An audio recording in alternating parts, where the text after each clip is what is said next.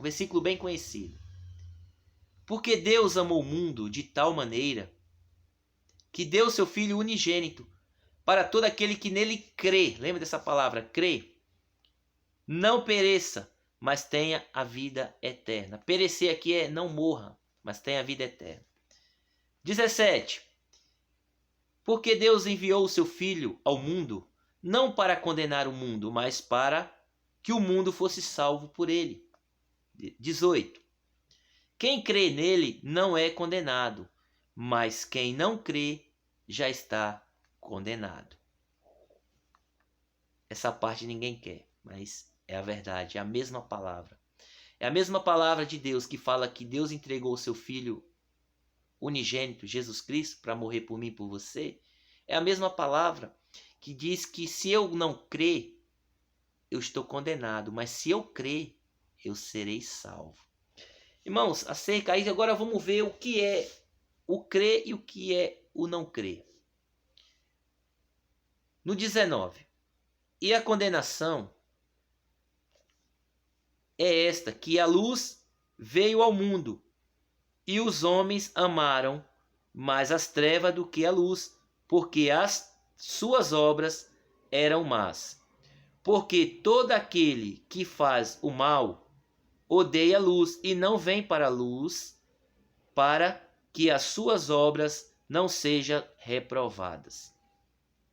Mas quem pratica a verdade vem para a luz, a fim de que as suas obras sejam manifestas, porque são feitas em Deus. Ô glória! Até aqui é uma mensagem ao teu coração, ao meu coração. Irmãos, essa mensagem ela é bem conhecida, mas só que muitos só lê ali na parte de João 3,16, que é uma palavra bem conhecida, diz: Deus, porque Deus amou o mundo de tal maneira que enviou o seu Filho unigênito para todo aquele que nele crê, não pereça, mas tenha a vida eterna. Irmãos, mas só que muitos esquecem, todo mundo fala, Deus enviou Jesus para todos, sim, para todos, mas a palavra diz que nele crê, acredita. E acreditar em Deus, quero falar algo sobre o crer. Muitos pensam assim, você pergunta para uma pessoa, você crê em Deus? Você crê em Jesus Cristo? A pessoa fala, creio, eu acredito sim. Irmão, só que a palavra crer, ela não está definida nisso, não. A palavra crer, ela não é somente falado de boca, eu creio, eu acredito, não. A palavra crer que está falando aqui é acreditar e praticar na palavra de Deus. Tiago fala, eu não posso só ser ouvinte, mas praticante da palavra. Porque uma fé sem obra, ela é morta.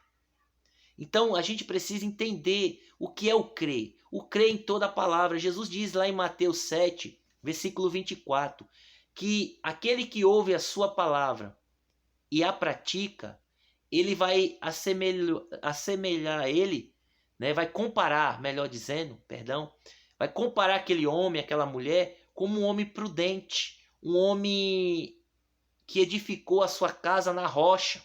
Porque vai vir tempestade, vai vir os rios, vai se encher, vai vir as ondas, vai vir ventos sobre a vida daquela pessoa, mas ela não vai cair, ela vai continuar firme na presença e na palavra de Deus. Ela não vai perder a fé dela, ela vai perseverar, ela não vai desistir nem desanimar.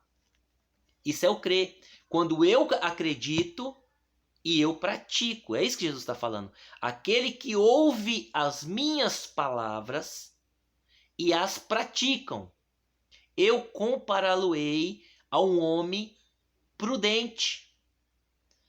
Por quê? Ele edificou a sua casa na rocha. Então, irmão, o que é que acontece? Muitos hoje falam que creem em Jesus, que creem em Deus, mas só que não pratica. Isso não adianta, irmão.